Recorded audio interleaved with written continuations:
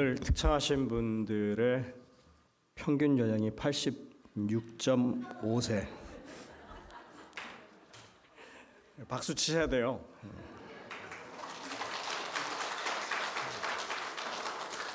정말 노익장이십니다. 네. 이 갈렙이 85세의 그 나이 넘어서도 그렇게 아주 용맹하게 싸움을 걸었던 것처럼 하나님께서 힘주시리라고 생각이 됩니다. 늘 강건하시기를 기도하겠습니다. 행복한 안식일인데 오늘 저희 교회는 좀 썰렁합니다. 많은 분들이 아프시고 또 출타하시고 또 영어부는 글랜데일 가서 오늘 이제 청년 집회를 이제 연속 3주 계속 지금 하고 있는 상황입니다. 다음 안식일은 이미 광고했다시피 저희들이 이제 함께 다 한번 모이는 안식일입니다. 여러분들 함께 다 참여하실 수 있도록 그렇게 좀 채비를 해주시고 가시면 뭐 파틀락 안 하셔도 되고 잘 준비된 도시락을 드실 수 있을 거고요. 또 음악회까지 이렇게 오후에 그렇게 잘 준비된 음악회까지 준비되어 있습니다. 그러니까 여러분들 가시면 아주 좋은 안식일, 함께하는 여러 사람들과 함께하는 그런 좋은 안식일 맞게 되시리라고 생각됩니다. 기대하고 가시길 바랍니다. 오늘 저는 white lie, 이게 무슨 얘기인지는 여러분들 잘 아시리라고 생각합니다. 야고보서 2장 25절에 있는 말씀 잠시 좀 봉독합니다. 또 이와 같이 기생 라합이 사자들을 접대하여 다른 길로 나가게 할 때에 행함으로 의롭다 하심을 받은 것이 아니냐. 우리가 잘 아는 기생 라합의 여리고 성에서 그 두 정탐꾼을 숨겨주고 살려주었던 그 행위를 가지고 하나님께서는 그의 믿음의 선한 행위라고, 그렇게 의로운 행위라고 그렇게 말하고 있습니다. 오늘 이 말씀을 하기 전에 그 한국에서 있었던 사건 하나를 좀 말씀을 드리도록 하겠습니다. 2015년에 있었던 얘기인데요. 한국의 한 버스 회사의 버스 기사가 그 요금통에서 800원을 동전으로 꺼내 가지고 커피를 사 마셨어요. 근데 그 800원을 횡령했다고 하는 죄로 결국은 그 직장에서 쫓겨나는 일이 있었습니다. 회사가 재판을 걸었습니다. 1심에서는 무죄가 나왔어요. 근데 2심과 3심, 이 대법원까지 간 3심 재판에서는 둘 다 유죄 판결이 됐습니다. 만약 그냥 벌금형으로 끝났더라면 그냥 그 회사에서 어떻게 보면 약간의 징계를 받고 끝날 수도 있을지 모르지만 유죄 판결이 되고 그 다음에 그 집행유예가 떨어졌어요. 다시 말해서 돈은 안 내도 되는 거예요. 근데 어쨌든 그 집행유예가 선고됐기 때문에 그것 때문에 회사의 규칙에 의해서 이제 쫓겨나게 된 것입니다. 요금 박스에서 800원을 꺼냈다. 편취한 겁니다. 여기 편취라고 하는 말을 사전으로 찾아보면 속이거나 거짓 방법을 써서 남의 재산이나 이익을 빼앗아 자기 것으로 만드는 일, 이것을 편취라고 해요.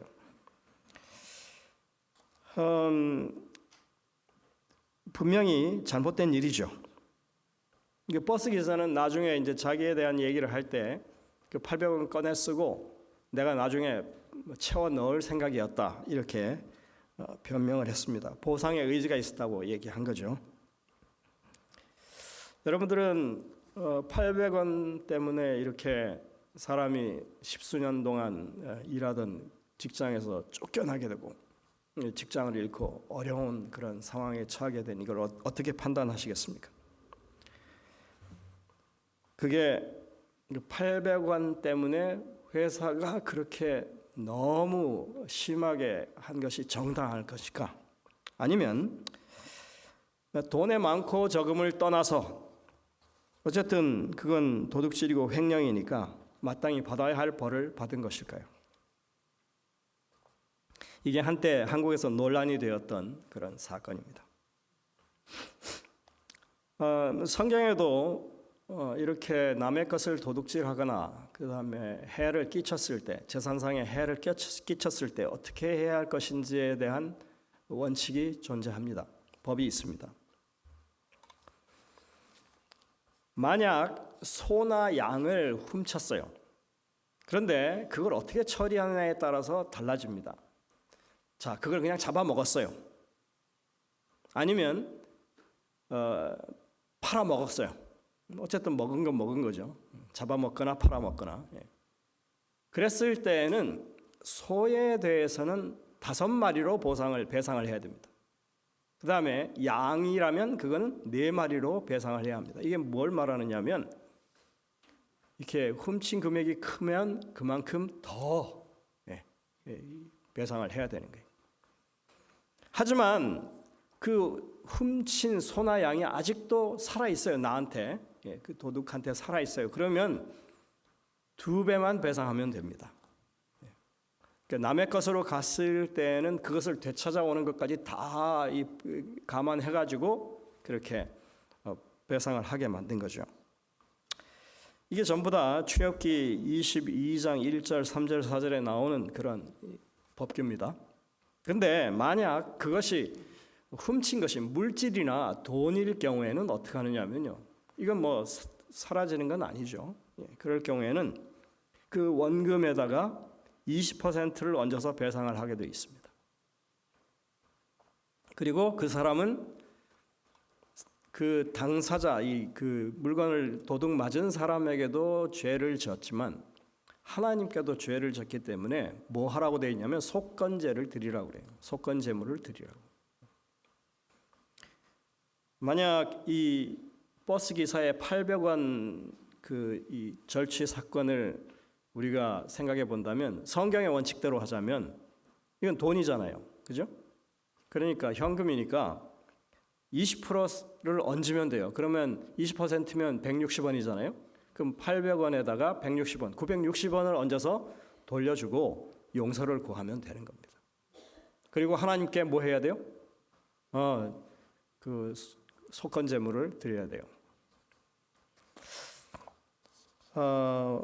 회사가 왜 굳이 이 800원 때문에 재판까지 끌고 가고 대법원까지 갔을까? 우리는 그 회사와 그 운전기사 사이에 어떤 감정적인 골이 있는지를 알지 못하죠.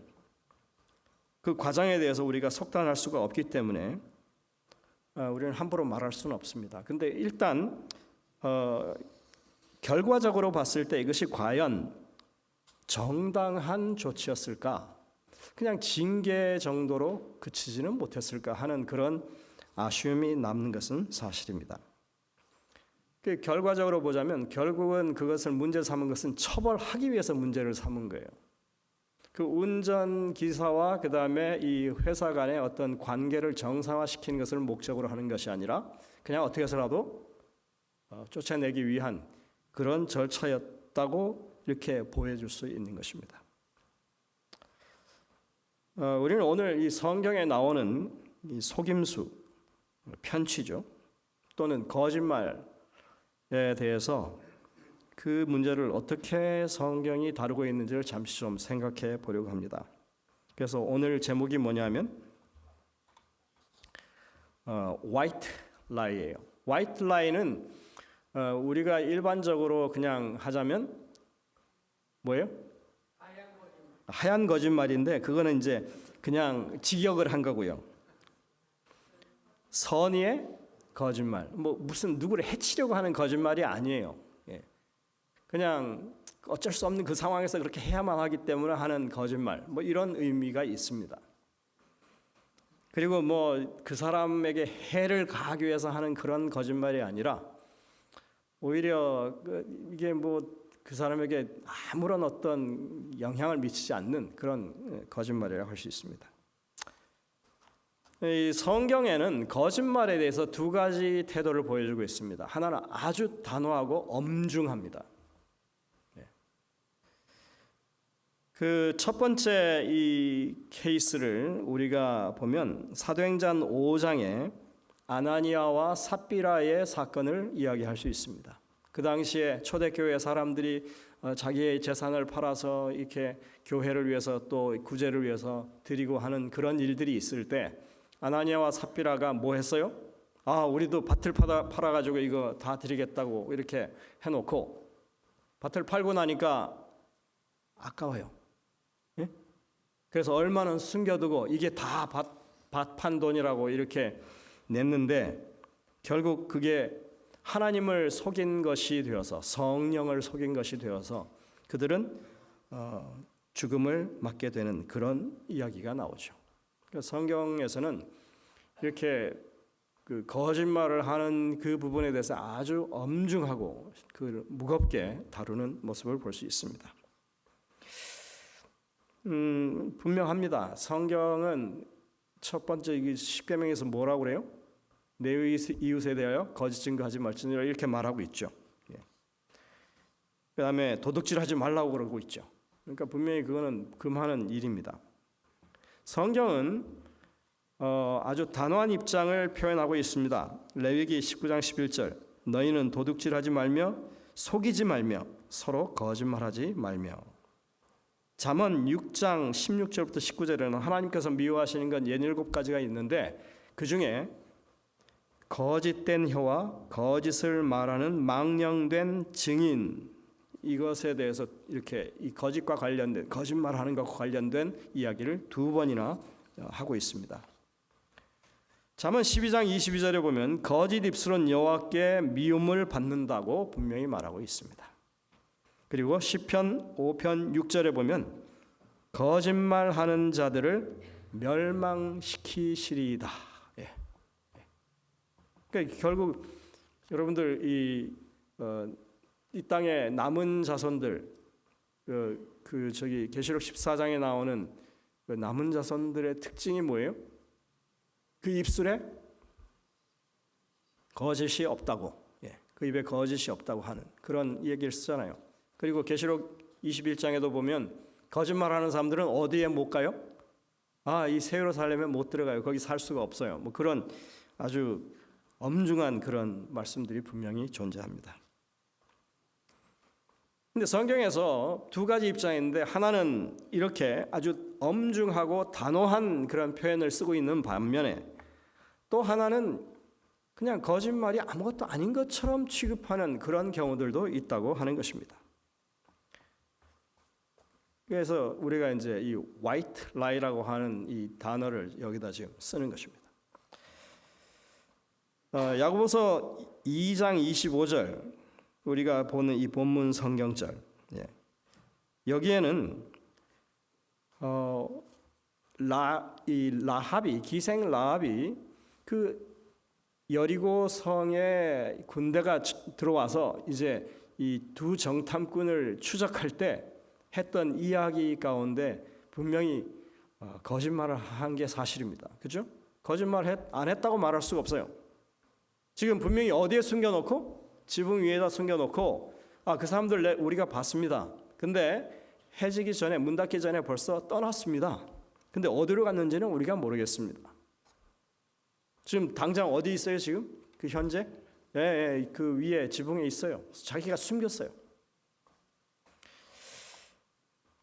근데 성경은 이렇게 한 행위로 그 이 두 정탐꾼을 살려준 것에 대해서 지금 그것을 의로운 행위였다고 말하고 있다고 하는 것입니다. 지금 야고보서 2장 25절 본문 성경절이 그것을 말하고 있습니다. 다시 말해서 라합의 그 행동이 정당했다고 강조하는 셈입니다. 그리고 성경 어디에도 이 라합의 이 거짓말에 대해서 정죄하지 않습니다. 여러분들의 생각은 어떻습니까?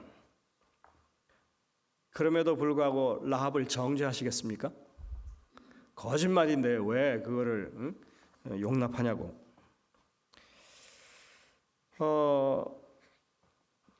거짓말을 용납하기 시작하면 어떻게 돼요? 더 큰 거짓말 하게 된다 이거죠. 예, 점점 그 악으로 가는 이 문을 여는 거 아니냐 그렇게 생각할 수 있습니다. 그래서 이제 이런 일들에 대해서 어떤 사람은 이런 얘기를 합니다. 성경에서 이 거짓말하는 경우를 가지고 하나는 엄중하게, 하나는 가볍게 취급하는 것을 살펴보니 엄중하게 하는 것은 대부분이 이미 범죄를 저질러 놓고 그것을 숨기거나 그것을 변명하기 위해서 하는 거짓말은 아주 엄중하게 다루고 있고, 다른 사람을 구하거나 또는 믿음으로 하나님을 선택하기 위해서 그 상황 가운데서 하는 거짓말에 대해서는 그 정죄하지 않는 그런 것이 보인다 이렇게 설명하기도 합니다.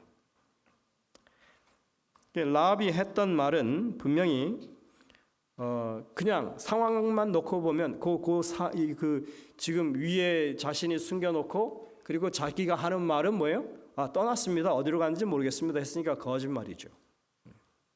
그런데 이 현재의 지금 벌어지고 있는 일을 보면 라합은 하나님의 편에 서기로 작정했어요. 이 성이 멸망당할 것이라고 하는 것이 너무나 명백해요. 자신은 그 가족들은 하나님의 편에 서서 지금 이제 이 일을 응대하고 있는 것입니다. 그래서 하나님의 편에 서서 자신들의 가족들을 보호하고 또 이 두 정탐꾼을 살리기 위해서 불가피하게 그렇게 말하기로 선택한 것이었다. 이렇게 말하는 것입니다. 혹시 여러분들 가운데 그럼에도 불구하고 절대적인 윤리의 개념으로 보자면 그 분명히 거짓말을 한 것이니까 그 죄다 이렇게 하시겠습니까? 만약 그런 생각이라면 라합이 자신의 온전한 의의를 지키기 위해서 위에 지금 두 사람이 사실은 숨어 있습니다 이렇게 말하고 그 두 사람이 죽든 말든 상관없이 그냥 하나님께서 다 알아서 하시겠지. 큰 믿음이죠. 그렇게 하고 그냥 그 두 사람을 넘겨주는 것이 과연 합당했겠는가?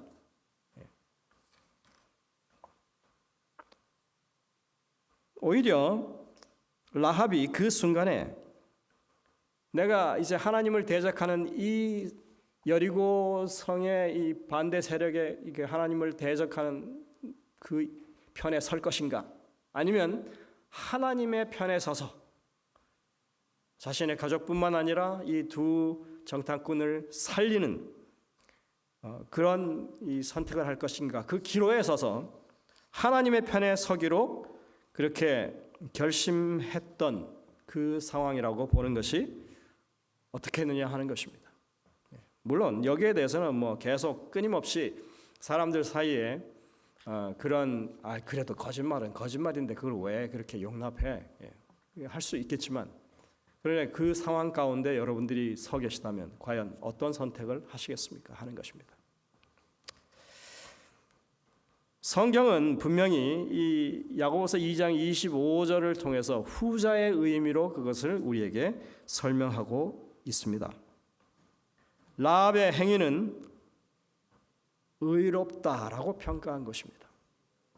여러분들 의롭다고 하는 말은 그 말 자체가 그것은 매우 정당한 것이었다라고 하는 의미가 되는 것입니다. 그래서 가족들을 그 멸망으로부터 구원했고 그 자신은 보면 룻기 4장 21절과 22절에 보면 요 계보가 쭉 나오는데 라합이 누구랑 결혼하죠? 그 정탐꾼 중에 한 사람인 살몬과 결혼을 해요. 그래서 거기서 낳은 아들이 누구예요? 보아스예요. 보아스가 누구를 낳아요? 오벳을 낳고 오벳이 이새를 낳고 이새가 다윗을 낳아서 결국은 이 예수님의 조상이 되는 그런 축복을 받습니다. 자, 그래서 이 여호수아서에 나와 있는 이 그 라합의 거짓말은 어떻게 보면 결과적으로 볼 때 그 믿음의 선택을 했기 때문에 그 자신도 축복을 받고 그 온 가족이 축복을 받고 그 다음에 그 이 메시아의 이 그 선조가 되는 그런 영예를 얻게 되는 것을 볼 수 있어요. 그러니 여러분들 이런 분명한 이야기를 우리가 보면서 그 상황에서도 거짓말하면 안 되지 이렇게 말하는 게 쉽지 않은 것입니다. 예. 여러분들 어떤 일이든지 우리가 섣부른 판단을 가지고 함부로 이렇게 재단하기보다는 성경에서 전체 이야기가 어떻게 흘러가는지 그리고 성경이 이것을 어떻게 평가하고 있는지에 대해서도 한번 보실 필요가 있어요. 자, 이제 두 번째 거짓말이 여호수아서에 나오고 있는데 그게 뭐예요? 기브온 사람들을 용납한 것입니다. 원래 기브온은 이제 조금 있으면 진격해가지고 점령할 땅인데요, 그 이웃이에요. 그런데 이 기브온 사람들이 자기들이 가만히 있으면 그냥 멸망하게 생겼으니까 정보를 수집해 봤더니 먼저 화친을 청하면 그나마 기회가 있을지 모른다. 근데 여기 안에가 아니라 먼 데서 와야 된다고 하더라. 그래가지고 그 사람들이 뭘 했어요? 계략을 세워서 마치 먼 데서 온 사람들인 것처럼 그래서 우리가 하나님 백성과 화친 맺기를 원한다고 그렇게 해가지고 나중에 가봤더니 뭐예요? 바로 이웃 동네예요. 속았죠. 그런데 성경에서는 기브온 사람들의 이 거짓말한 것을 정죄하지 않습니다. 오히려 뭐에 대해서 잘못을 지적하냐면요, 이스라엘 백성들 여호수아가 그 기브온 사람들을 이렇게 그 언약하면서 이렇게 맹세하고 언약을 맺을 때, 화친을 맺을 때 하나님께 묻지 않은 것에 대해서만 이야기합니다. 그리고 결과적으로 보자면 기브온 사람들은 그 멸망에서 구원을 받았어요. 그리고 그 사람들은 성전에서 물 깃고 나무 패는 그런 이 노동을 하는 그야말로 성전 봉사자들이 됩니다. 이게 여러분들 아직 이스라엘 나라가 세워지기도 전의 일이잖아요. 이 출애굽해서 가나안으로 입성하면서 초기에 벌어지던 일인데 그때로부터 시작해가지고 이 사람들은 대대로 성전 봉사자로서 자리매김하고 그렇게 그 역할이 지정이 됩니다.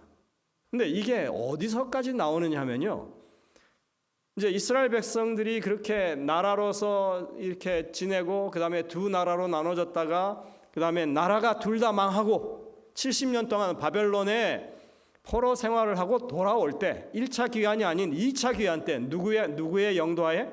에스라의 영도하에 돌아오는 2차 귀환 때 그때 이 사람들에 대한 언급이 있어요. 느디님 사람들 그 가운데 성전의 일꾼들 220명이 자원해서 돌아오기로 결정했다. 근데 비교되는 게 뭐냐면 제사장은 하나도 없는 상황 가운데 느디님 사람들 이 성전 일꾼들은 몇 명? 220명이나 돌아오기로 결정했다. 여러분들 그 다 망하고 폐허가 된 이스라엘에 70년 동안 그렇게 버려졌던 그 땅에 이제 돌아가가지고 지금 먼저 80년 전에 돌아갔던 이스라엘 그 5만 명이 넘는 그 사람들이 재건도 제대로 이루지 못해가지고 계속 어려움을 겪고 있는 그 황무한 땅에 다시 자기들이 성전을 제대로 회복하고 그 다음에 나라를 세우겠다고 돌아가는데 정작에 성전 본 업무를 담당해야 할 레위 사람들은 한 명도 없고 그 일꾼 노예처럼 취급받던 이 느디님 사람들 이제 전부 다 이게 기브온 족속하고 연결이 됩니다. 이 사람들은 몇 명이나? 220명이나. 누가 더 성실하고 누가 더 결과가 좋습니까? 그러니까 성경에서 말하고 있는 이 기본 사람들 분명히 거짓말하는 사람들이거든요. 라합도 거짓말했어요. 근데 이 사람들의 한 행위에 대해서는 오히려 그걸 아주 좋게 평가하고 그 결과가 아주 아름답게 보여진다고 하는 것입니다. 분명히 여러분들 성경에서 참과 거짓, 선과 악의 이 대립에 있어서 참과 거짓의 문제는 아주 중요한 부분을 차지하고 있습니다. 그걸 그냥 극적으로 얘기하자면 하나님은 진리의 하나님이시죠. 예. 하나님은 사람이 아니시니 거짓말을 하지 않으시고 인생이 아니시니 후회가 없으시다. 어찌 그 말씀하신 바를 행하지 않으시며 하신 말씀을 실행하지 않으시랴. 하나님은 거짓말 안 하시는 하나님이세요. 진리의 하나님이세요. 그 말씀하신 바는 반드시 그대로 이루시는 하나님이에요. 그 사람들은 거짓말하기 일쑤죠. 그게 그냥 사람의 삶의 방식이에요. 예. 그런데 하나님은 뭐 하지 않으신다? 거짓말하지 않으신다. 예. 하나님은 절대로 거짓말하지 않으세요. 자, 이 선악의 이 대립 가운데 하나님은 진리의 하나님이시고 거짓말하지 않으시는 하나님이고 거짓의 아비가 나옵니다. 이 선악의 대립에서 누구예요? 마귀예요. 사단이에요. 예수님이 직접 하신 말씀입니다. 너희는 너희 아비 마귀에게서 났으니 너희 아비의 욕심대로 너희도 행하고자 하느니라. 그는 처음부터 살인한 자요 진리가 그 속에 없으므로 진리에 서지 못하고 거짓을 말할 때마다 제 것으로 말하나니 이는 그가 거짓말쟁이요 거짓의 아비가 되었습니다. 자, 이 성경에서 말하고 있는 참과 이 거짓, 예? 이 진리와 거짓, 이건 너무나 분명합니다. 그래서 우리가 이 구원이라고 하는 것을 한번 생각해 보면, 거짓의 자식들로 태어났죠, 그죠? 예, 거짓 자식들 아니에요? 그 사단의 자식들이니까. 그래서 진리의 하나님께로 정말 우리의 이 삶에서 거짓의 뿌리가 하나씩 제거되고 우리의 이 삶의 이 상황 가운데서도 계속 더 진실되고 정말 성실한 삶으로 이렇게 꼴져져 가는 것이 이게 이 구원의 여정이라고 우리가 말할 수 있는 거거든요. 그래서 어떻게 보면 점진적으로 가면 갈수록 조금 더 거짓의 요소가 더 빠져나가는, 오히려 진리의 요소가 우리의 삶을 채우게 되는 이런 것이 구원의 여정이라고 볼 수 있는 거예요. 여러분들 혹시 여기서 나는 완벽한 진리의 여정에 도달했다 이런 분 계십니까? 제가 아니라고 하는 걸 좀 이따 증명할 거예요. 아무도 손 못 드시죠? 자, 여러분 정말 입만 열면 거짓말하는 사람 보셨어요? 뭐 뉴스에도 그런 거 많이 나오던데요, 좀. 그 다음에 숨 쉬는 것 외엔 다 거짓말인 사람. 응? 아까 제가 말씀드렸지만 그래서 이제 막 사람들이 말하는 게 조그만 거짓말이라도 용납을 하게 되면 점점 더 큰 거짓말을 하게 된다. 이제 바늘도둑이 소도둑 된다. 뭐 이런 얘기.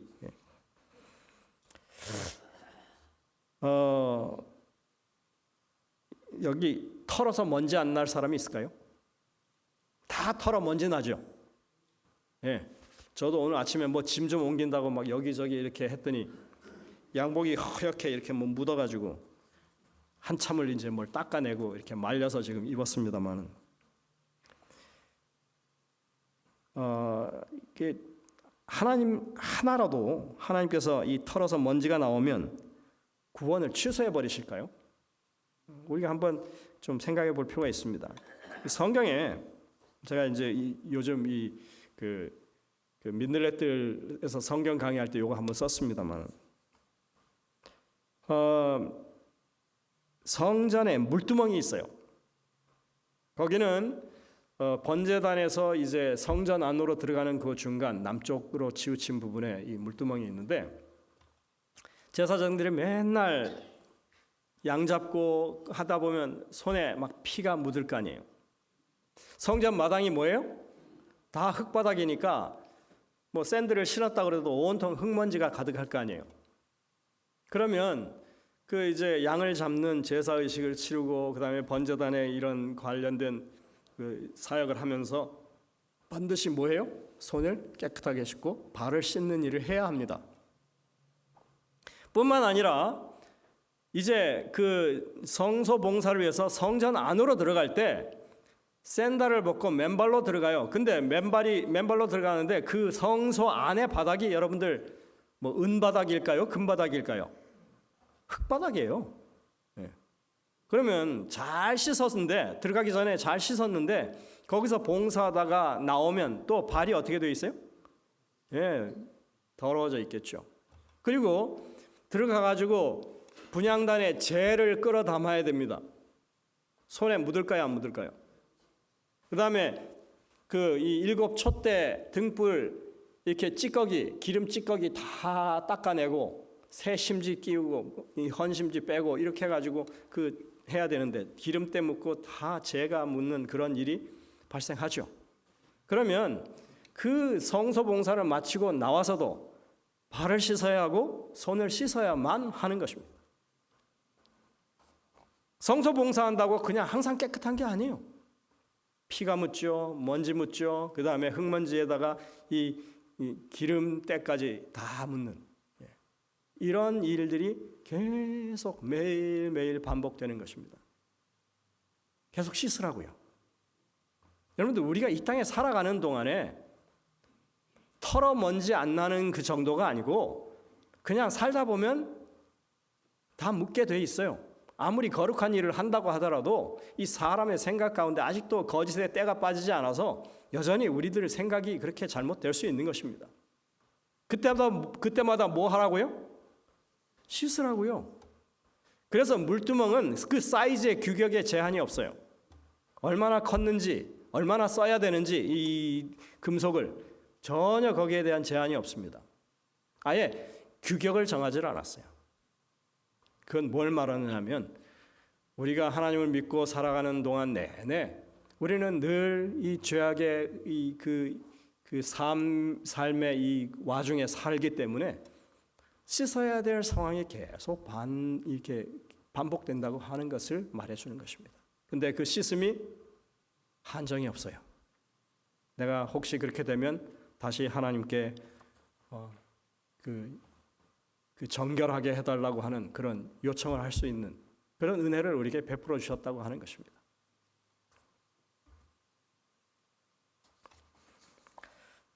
여러분 손은 얼마나 깨끗할까요? 열심히 막 이렇게 세정제로 씻고 심지어 세니타이저로 이렇게 해서 99.9% 박테리아를 죽인다고 했는데도 불구하고 여러분들 손에 여전히 현미경으로 보면 전자현미경으로 보면 정말 엄청난 수의 세균이 있을 수도 있습니다. 식당에 도마 잘 씻죠? 퐁퐁도 끼우고 다 해서 다 씻는데 그 세균 검사하면 얼마나 나올까요? 아마 그 숫자를 알면 여러분들은 오늘 점심 드시기 힘들 겁니다. 하나님은 우리의 죄악을 이렇게 현미경으로 보듯이 살피는 분은 아니십니다. 하나님은 우리의 이 죄를 다루실 때 이 법의 그냥 논리적인 의미에서만 이것을 우리의 죄를 다루시지 않으세요. 사실과 다른 얘기를 했으니 거짓말이지 그 죄네 이렇게 하지 않으신다는 얘기입니다.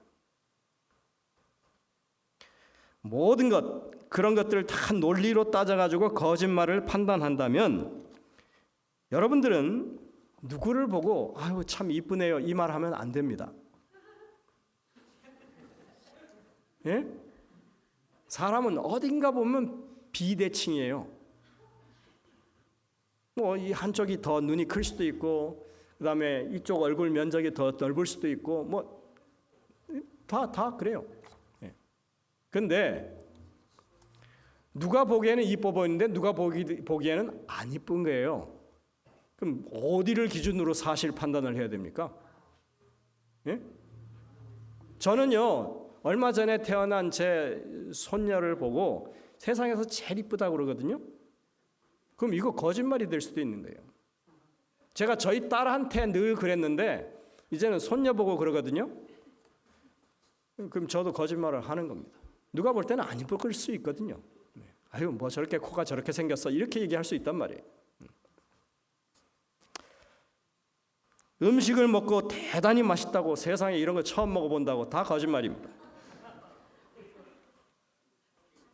인사치레로 그냥 예의상 또는 그냥 일상적으로 그냥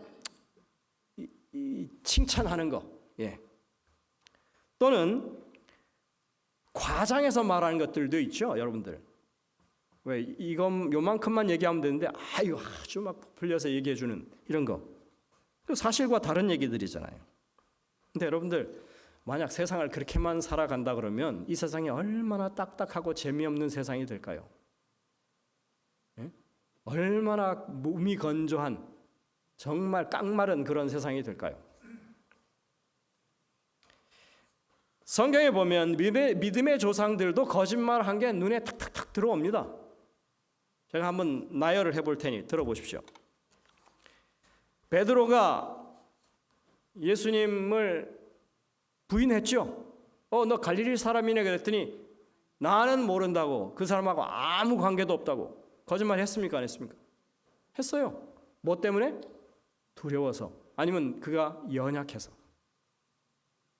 근데 주님이 나중에 너 왜 나 부인했어? 내가 분명히 경고했잖아 하면서 그 정죄했어요?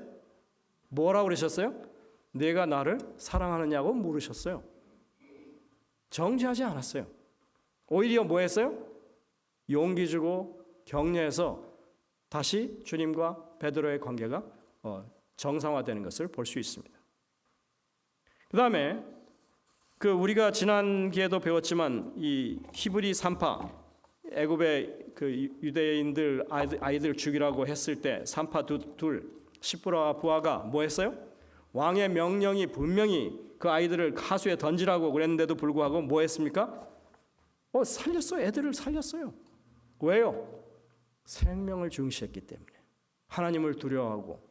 그래서 왕의 명령보다 하나님의 그 편에 서서 일하는 것을 더 옳은 일이라고 생각하고 그 일을 한 거예요.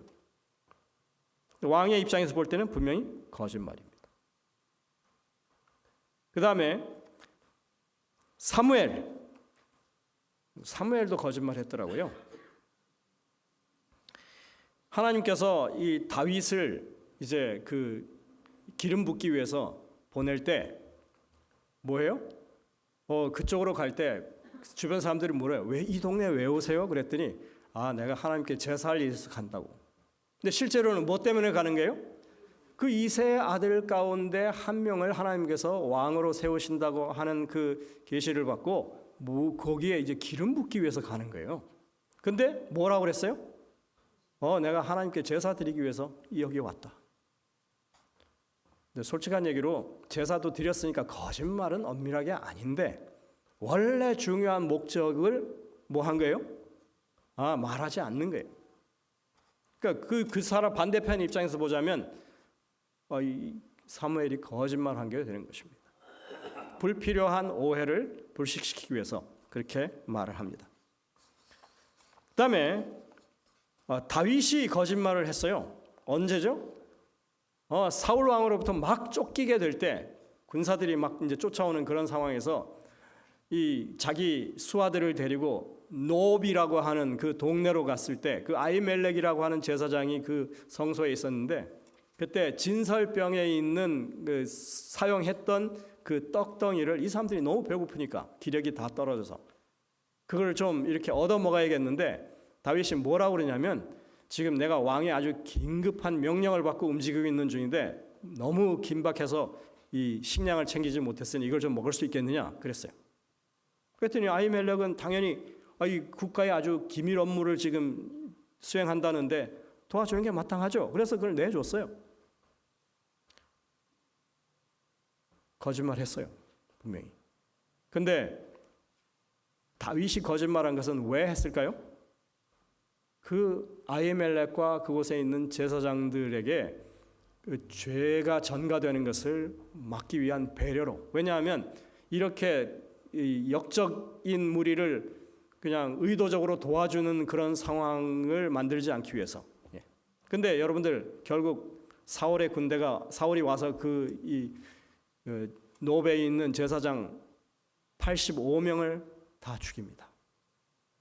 근데 성경 어디에도 다윗이 거짓말을 했기 때문에 그들이 죽었다, 다윗은 거짓말쟁이다, 이런 얘기 없습니다. 예수님이 나중에 마태복음 12장에 보면 이 사건을 얘기하실 때 다윗에 관한 언급을 하시면서 뭐라고 그러냐면 정말 어렵고 궁핍한 사람들을 돕기 위해서 성전에 거룩하게 구별된 진설병이라도 그것을 내주는 것이 그 하나님의 성전의 원리이다, 이렇게 설명하세요. 솔로몬 아주 유명한 재판이 있죠. 그 두 여인이 한 아기를 두고 서로 내 아기라고, 한 명은 속이고 있고 한 명은 자기의 아기를 이렇게 살리기 위해서. 그때 뭐라고 그럽니까? 옆에 있는 장관에게 당장 그 아이를 반으로 쪼개라고. 여러분들 실제로 쪼개는 거예요? 아니요, 거짓말이에요. 그거는 단지 이 재판을 공정하게 하기 위해서 과연 누가 그 심리적으로 그 모성애를 드러낼지를 보여주기 위해서 그렇게 엄포를 놓는 것입니다. 근데 여러분들 이게 세계적으로 제일 유명한 지혜로운 재판이라고 하잖아요. 요나는 어떻습니까? 40일 만에 이 성이 망한데 이게 하나님이 기별이야 전했더니 뭐예요? 40일이 지나도 멀쩡해요. 그러니까 요나가 하나님께 항변을 합니다. 나 왜 거짓말 시키셨어요? 그러니까 따지고 보면 이 어떤 면에서 보느냐에 따라서 이게 거짓말, 사실과 다른 얘기죠. 내가 분명히 말로 전했는데 그 말과는 전혀 말대로 이루어지지 않는 거예요. 멸망되지 않았습니다. 100년 후에 가서 하나님께서 그 성을 망하게 하시죠. 이제 우리가 이런 것들을 다 이렇게 이렇게 함께 살펴봤을 때 분명히 하나는 분명해집니다. 성경이 바라보는 거짓말은 어떤 것이냐면 그냥 법리적으로 따져가지고 사실과 다른 얘기를 했느냐로 따지지 않고 적어도 그 상황 가운데 그 사람이 하나님께 대해서 진실했느냐로 이 거짓말의 이 판단을 한다고 하는 것입니다. 제가 거짓말 하라고 여러분들에게 이 말씀 드리는 거 아닌 거 아시죠?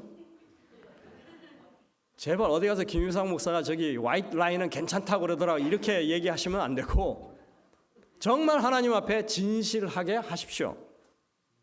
그러면 남들이 시비 걸기 위해서 이거는 거짓말인데 뭐 이렇게 하면서 따지는 그런 걸로 하나님은 보지 않으신다는 거예요. 우리를 보실 때 어떻게 보신다고요? 정말 네가 내 앞에 진실했느냐 그 순간에 이걸로 우리의 그 참과 거짓이 구별이 되는 거라고 말씀하고 있는 것입니다. 제가 저희 어머니 생각을 하면 가끔 그런 생각을 합니다. 이제 병원에 입원하셔서 의사 소견이 아무래도 이 췌장에 문제가 있고 그다음에 거기서 간으로 뭔가 전이 돼서 그것을 이제 이 조직 검사를 해야만 정확하게 알 수 있는데 근데 매우 확률이 높다. 그래서 저희 어머니한테 동의를 구해야 된다는 거예요. 그래서 제가 저희 어머니한테 그랬어요. 어머니 몸 안에 뭐가 있는데 그 검사하시겠어요? 제가 구체적으로 하나도 얘기 안 했습니다. 그랬더니 어머니가 본인은 원치 않으신다고. 저희 어머니 돌아가실 때까지 그 사실을 모르셨어요. 근데 여러분들 제가 어머니를 속이고 그다음에 진실되게 얘기하지 않았으니까 하나님께서 저를 거짓말쟁이라고 정죄하시고 벌 주실까요?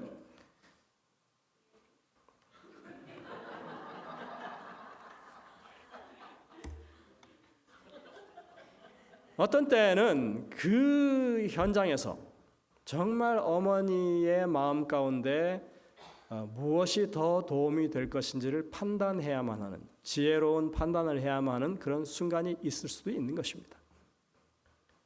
저는 그게 배려라고 생각해요. 평생을 정말 신앙 가운데 성실하게 살아오신 어머니가 혹시 이 질병이라고 하는 것 때문에 오히려 심리적인 타격을 입으시거나 그러지 않을까. 또 혹시 평생을 그렇게 하나님만 바라보고 살아온 그 믿음이 조금이라도 흔들리지 않을까. 그런 생각을 사실은 했습니다. maybe 하신 분에게는 저는 그건 충분히 존중합니다. 그런데 하나님 앞에서는 전 진실되게 했다고 생각합니다. 때로는 말하지 않는 것도 필요한 것입니다. 우리는 분명하게 진실하게 살아야 합니다. 거짓 증거하지 말아야 합니다. 그 어떤 순간에도 하나님의 편에 굳게 서야 합니다. 그리고 하나님 앞에 진실해야 합니다. 이 원칙 위에서 우리는 안전할 수 있습니다. 하지만 사단은 끝까지 우리의 사소한 잘못 하나도 법적인 어떤 논리 위에서 우리를 판단하고 죄되다고 그렇게 공격할 것입니다. 하나님은 그런데 우리의 연약함을 도우실 것이고 우리를 변호하실 것이고 흔들리지 않는 믿음 가운데 바로 서도록 우리를 세우실 것입니다. 저는 그래서 이 로마서 8장에 있는 말씀이 참 유용한 말씀이라고 생각합니다. 그러므로 이제 그리스도 예수 안에 있는 자에게는 결코 정죄함이 없나니 이는 그리스도 예수 안에 있는 생명의 성령의 법이 죄와 사망의 법에서 너를 해방하였음이라. 그 다음에 여기서 끝나지 않아요. 그 뒤에 보면 누가 능히 하나님께서 택하신 자들을 고발하리요. 의롭다 하신 이는 하나님이시니 누가 정죄하리요 하면서 예수님이 우리를 위해서 계속해서 간구하고 계신다. 이렇게 증언합니다. 다른 어떤 피조물이라도 우리를 우리 주 예수 그리스도 예수 안에 있는 하나님의 사랑에서 끊을 수가 없다. 이렇게 분명하게 선언합니다. 여러분들 끝까지 하나님께 진실한 백성들 되십시오. 그리고 사소한 일 때문에 여러분들 다른 사람의 어떤 그 흠을 더 이렇게 불리거나 그 다음에 그걸 가지고 문제를 삼는 일은 사단이 가장 좋아하는 일이라고 하는 사실만 기억하십시오. 그리고 항상 주님 편에서 주님의 뜻을 이루기 위해서 노력하시는 모든 성도님들 되시길 바라면서 말씀을 줄이겠습니다.